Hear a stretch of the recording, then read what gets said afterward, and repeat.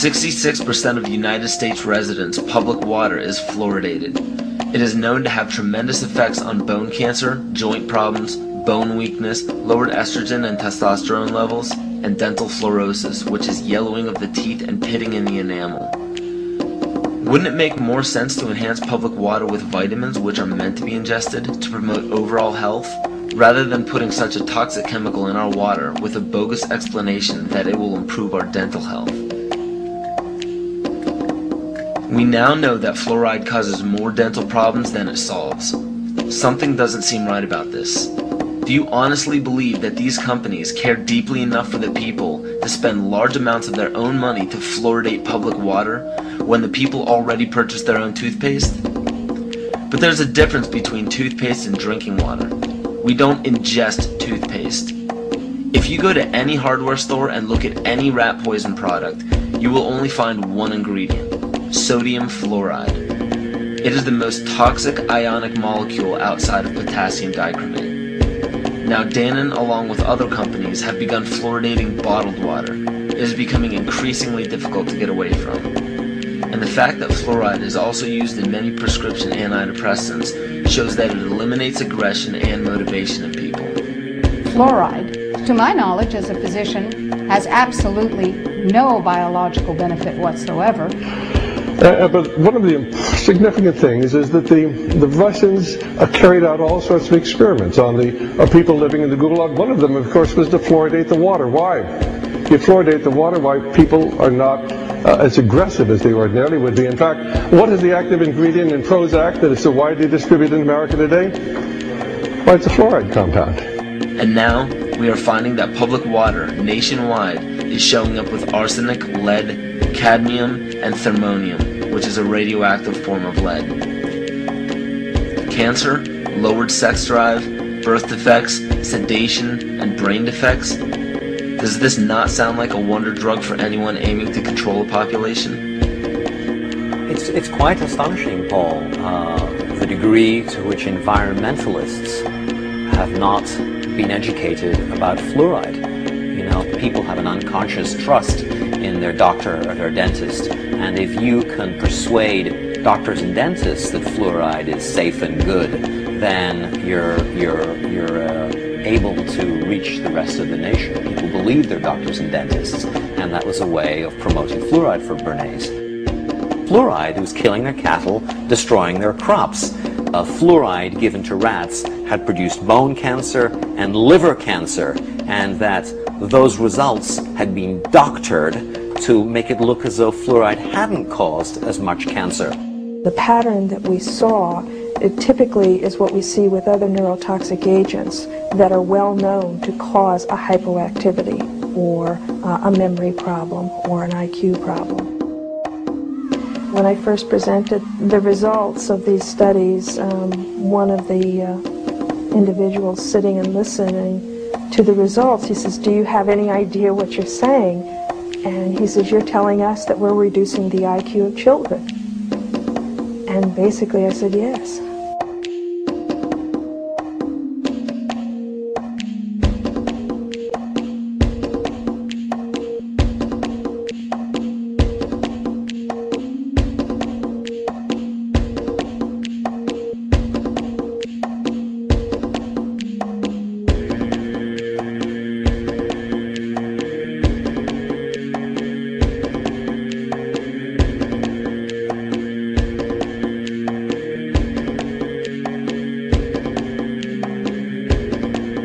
Aspartame, the artificial sweetener found in almost every low-sugar or sugar-free product on the market. First of all, aspartame is made up of three things: methanol, which of course is what produces blindness, aspartic acid, and phenylalanine. These are all poisons. Aspartic acid, of course, produces brain lesions. This was known back in the early 1970s. Methanol produces blindness. Phenylalanine is what you see in the brain, and in high doses it produces trauma. We're not making this all up. The FDA did publish back in, I think it was in the 80s, they did publish the 92 potential side effects of aspartame. And they do, these side effects are quite, are extremely serious. Things like dizziness, problems with balance, abdominal pain and cramps, changes in vision, seizures and convulsions, etc., etc. Yet despite all of these harmful effects, Donald Rumsfeld pushed it out into the stores in over 5,000 products when he was CEO of Searly, the company that manufactured aspartame.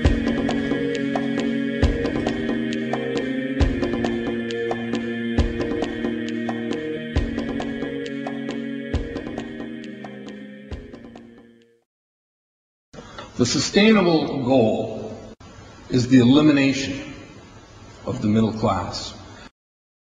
The world cannot support 6 billion people. But you see, the plan behind sustainable development includes population control. It's a program for land use control, education control, and population control. The leaders of the sustainable movement say that the world's human population should not exceed 500 million people. That's a 93% reduction of today's population levels. In 1992, while the Rio Conference was going on, George Bush, then president, was there. He was just offshore in Prince Charles's yacht, where he executed the Agenda 21 protocols on behalf of the United States and brought it back to Washington, D.C. Within a year, Bill Clinton, by executive order, established the President's Council for Sustainable Development. In 1996, Bill Clinton set up the President's Council on Sustainable Development. One of the dictates of Agenda 21 is that every country in the world is to set up a national council to oversee the implementation of Agenda 21. I've listened to Gorbachev explain, we are writing a new set of 10 or 15 commandments to replace the original 10. Which one of the 10 do you think these guys don't like? Thou shalt not lie, thou shalt not steal, thou shalt not covet. Because I'll tell you what, these people have lied to us. They're in the process of stealing all of this nation's natural resources, and they covet everything you have left.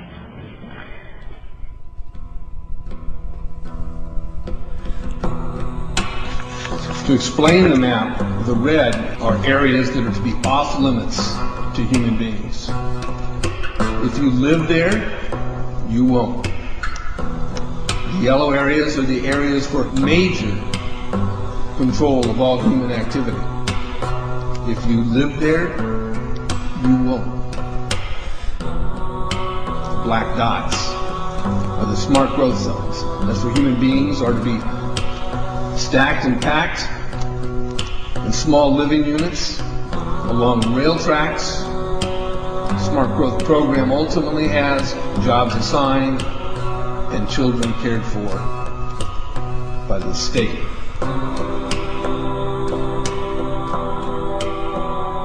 And in conjunction with Codex Alimentarius, food will be limited and water consumption will be decreased to 10 gallons per day per person.